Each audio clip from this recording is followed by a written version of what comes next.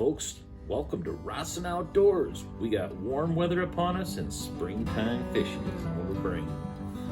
So, with that being the case, we need to put new line on our fishing reels.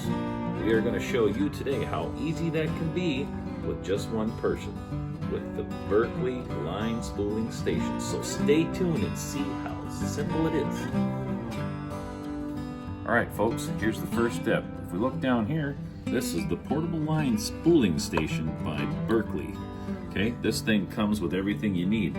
Place to mount your reel, place to mount your fishing line, and it even comes with this handy dandy flashlight looking object here, which is a electric hook sharpener. And also, if you look in here, there's a little line hole there to put your line in, and two rubber rollers so it strips the old line off of your reel. So handy tool there. Alright, so the first step is today we're doing a bait caster. We're going to be spooling it with 14-pound Berkley XT, and all it is to mount the reel is to set it in this reel seat here, and it has a enlarged tightening knob. You tighten down the reel, and that, folks, is step number one. Alright, now it's time for step number two. We're going to take our spool of line, which usually comes on a factory plastic spool like this. Being as we have a bait caster and our spool is going to be reeling it this way, we want the line to come off the top of the spool like this. So this is how we're going to attach it to the line winder, with the line coming off the top of the spool again. Okay, these are spring-loaded tensioners that put tension on the spool so the spool doesn't override itself. Now we take the other one, we slide it on here, we give it a little bit of pressure, load the spring a little bit, and then we tighten down the set screw that you can see over here. There's two set screws on each one of these. Now that puts tension on that spool so it won't unwind. And that brings us to step number three. Now we're on step number three. I need these to see what I'm doing. It'll happen to all of us. Alright, the next tool we're going to need is a pair of these little tiny tweezers. And I'll show you why. Okay, we're going to take and tie it onto the reel. So I'm going to come down through this spool and I'm going to feed it down inside of the reel. This is where the tweezers comes in, so I can reach in there because I got big fat sausage fingers, and I can grab the tag end. Okay, now once we have this step, we're going to tie the arbor knot. So up on your screen is the arbor knot. Arbor is the arbor of the spool, hence the name arbor knot. So study the diagram, and then we're going to show you how to do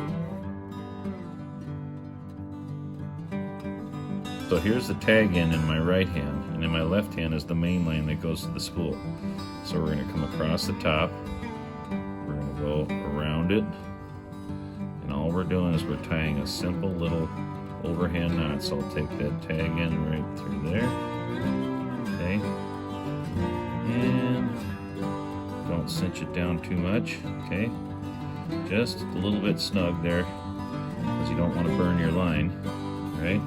Now with the tag end, we're going to tie a little overhand knot there. Okay. One. Go a couple times. Two. 3 times the charm there, and then I'll snug that knot down on that tag end.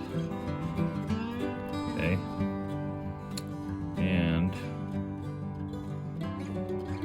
we will pull this down,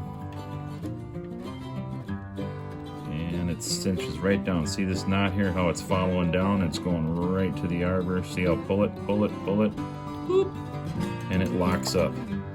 Now I'll reach in and tag out or trim off this tag end here, and we're ready to start winding. Alright, so now we have everything set up. We got the line coming from the spool through the front guide, around the arbor of the spool with our arbor knot, and now we're ready to begin winding. Now you notice these, like we mentioned earlier, these two spring guided funnels that actually self-center the spool are providing tension, which normally you'd have somebody with a screwdriver or something holding the spool and putting their thumb on it to provide the tension. Now this is a one-man operation because this provides that tension up here with the spool. Okay, so now all I need to do is just simply start winding.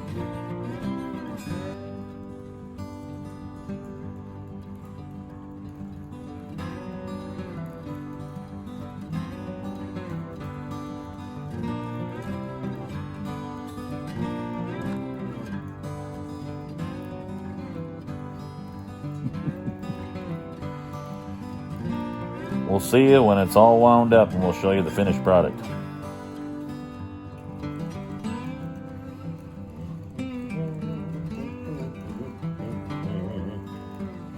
Alright, so we're just about done. Okay, we've been doing a bait casting reel. This thing also can be set up for spinning reels. So take a look at the diagram and you can see how to put an open face reel in here and get the same results. Alright, so as you finish up your line winding, come on down here. As you can see here on the edge of the spool, is you want to leave about 1/8 of an inch gap right here from the top of the spool. A little less than 1/8, probably strong 1/16 or whatever. But just a scotch under 1/8 of an inch right there from the edge of the spool for maximum performance. Now with everything done, all we do is need the little nippers here. We come in by the spool. Notice the spool isn't unraveling. Now we'll take this and we'll disengage our spool, give ourselves a little slack. We'll take and tie a loop in here. This is only if you're not going to put it on a rod right away and tie it. Give yourself a loop. And then you can reel up the slack here. And then just drop it over the handle of your reel here for safekeeping. Give it a little another, oop, missed the loop. Put it over the top of that. Give it a little line job there. Actually, I'm gonna come up here in this one. Yep, and it's all set. Then we just loosen the reel, and that's it. That's line winding with Bronson Outdoors. We'll see you next time on an instructional video or an outdoor adventure. Please like and subscribe, and we thank you for tuning in, and we hope you enjoyed it as much as we enjoyed bringing it to you.